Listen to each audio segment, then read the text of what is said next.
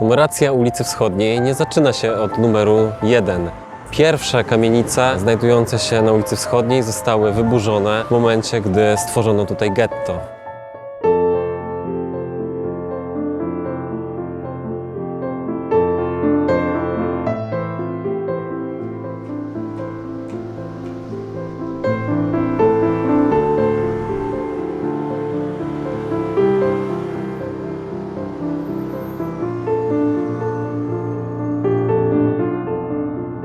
Ulica Wschodnia dobiegała do dzisiejszego Parku Staromiejskiego, Parku Śledzia. Teraz tego nie widać, ale była tutaj synagoga. Historia ulicy Wschodniej to tak naprawdę do wojny historia Żydów. Bardzo ciekawe jest to, że w roku 1809 w tym miejscu mieszkało 100 Żydów. Niespełna 100 lat później, już w roku 1900, ludność żydowska stanowiła 100 000 mieszkańców.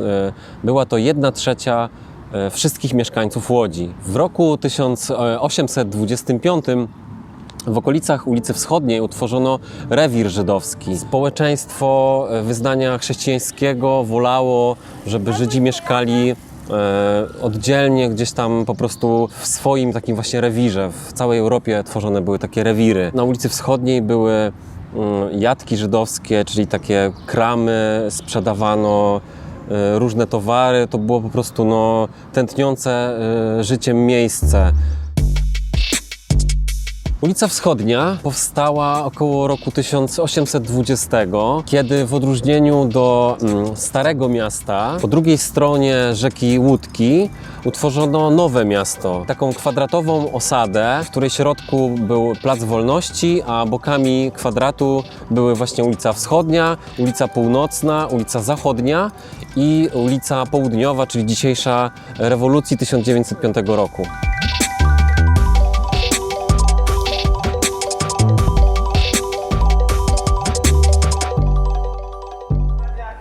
Takich tabliczek jak ta tutaj było kiedyś na Wschodniej więcej. Dlatego, że ulica słynęła z rzemieślnictwa, z krawców, szewców, kaletników.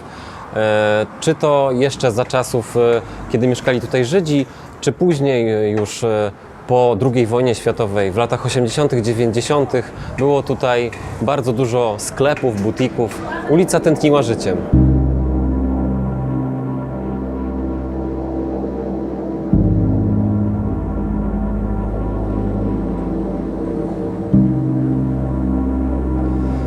Za nami piękny symbol rewitalizacji obszarowej w Łodzi. Wyremontowana kamienica i totalne zgliszcza, można powiedzieć.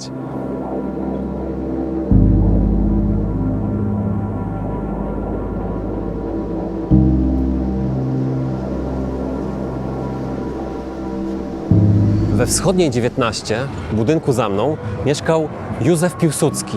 Choć tak naprawdę mieszkał tutaj pod nazwiskiem Dąbrowski. Wraz ze świeżo upieczoną żoną, zanim jeszcze był marszałkiem, był bojownikiem PPS-u. Drukował tutaj, w tym budynku, czasopismo Robotnik. Czasopismo drukowane było na parterze budynku, żeby uniknąć hałasu. Józef Piłsudski został aresztowany po tym, jak zamówione zostało na potrzeby drukowania czasopisma Robotnik bardzo duże ilości papieru.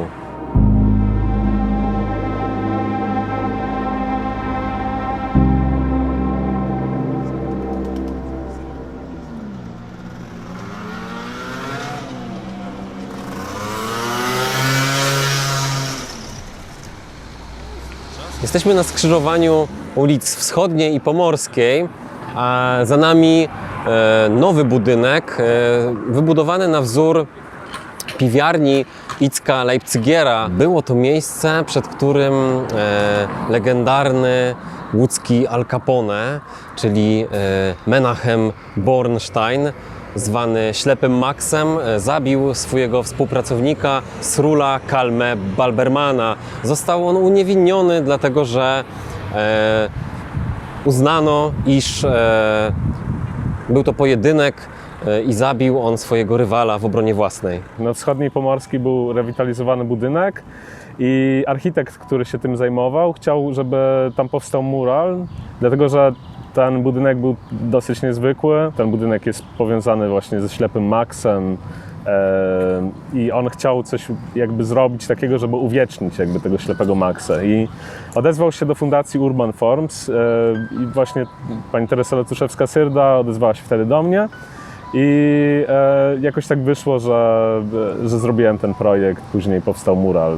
Projekt został przedstawiony urzędowi miasta i Ślepy Max, jak wiemy, jakby on był no niestety przestępcą, był jakby no nie możemy wystawiać na piedestał no kogoś, kto jest bandytą, tak? Więc wiadomo, nie zrobiliśmy jakby projektu ze Ślepym Maxem. Zrobiliśmy projekt, który ma nawiązywać do czasów jakby właśnie, w którym był ten klub Coca-Cola, czyli do międzywojennej Łodzi.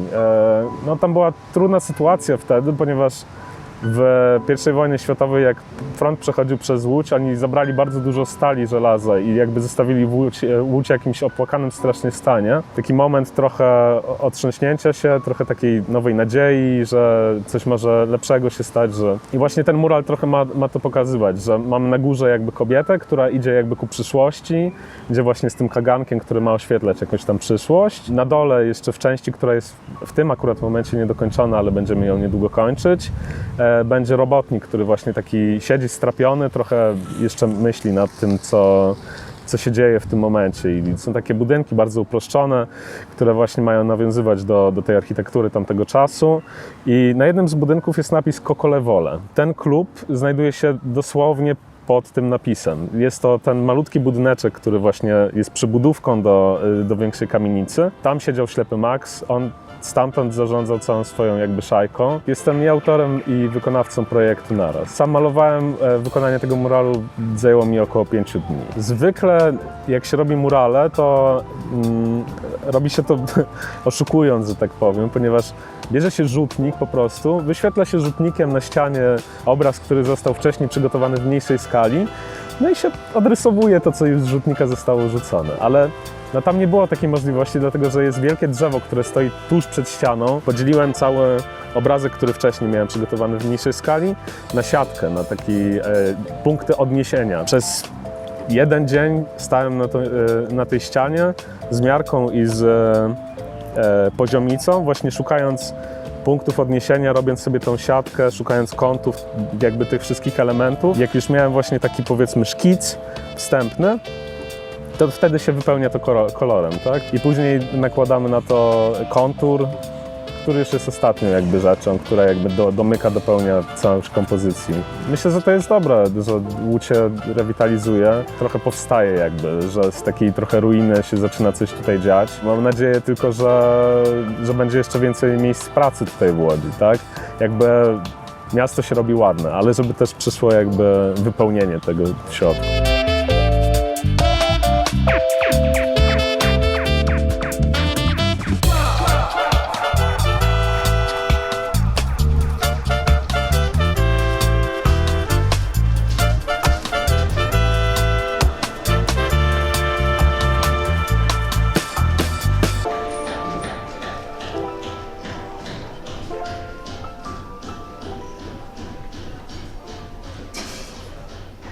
Jesteśmy na wschodniej 45.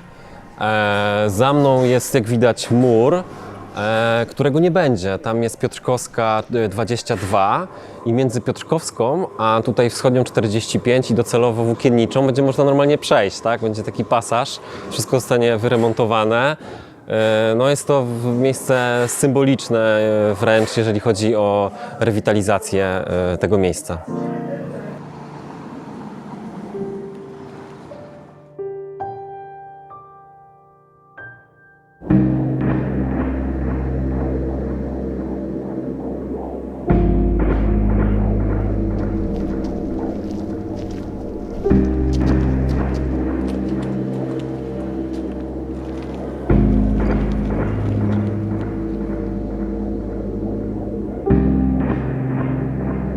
Jesteśmy na wschodniej 50, a tak naprawdę na placu po tym, co zostało z adresu wschodnia 50, to tutaj Władysław Reymont pisał swoją powieść Ziemia obiecana. Reymont mieszkał w Łodzi przez rok, przygotowywał się do napisania powieści, obserwując miejskie życie w Łodzi.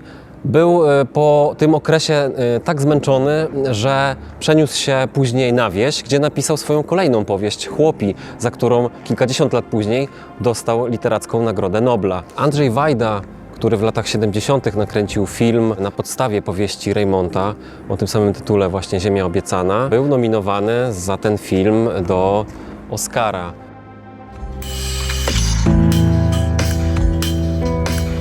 Zapraszam do oglądania kanału Miasto od Nowa, udostępniania, lajkowania, komentowania i do zobaczenia w następnym odcinku.